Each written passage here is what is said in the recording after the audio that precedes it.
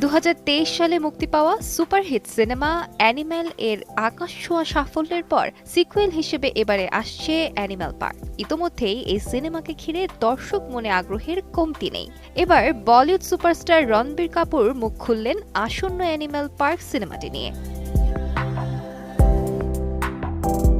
রণবীর জানান, এই সিনেমা হবে পুষ্পার মতো, যা 3টি পর্বে নির্মিত হবে। অ্যানিম্যাল পার্ক হবে দ্বিতীয় পর্ব, যেখানে দৈত্য চরিত্রে অভিনয় করতে দেখা যাবে তাকে।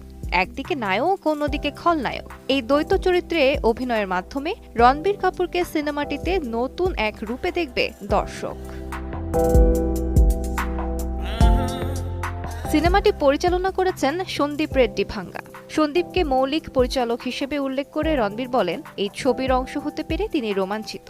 অ্যানিমেল সিনেমায় রণবীর কাপুর ছাড়াও অভিনয় করেছেন অনিল কাপুর, ববি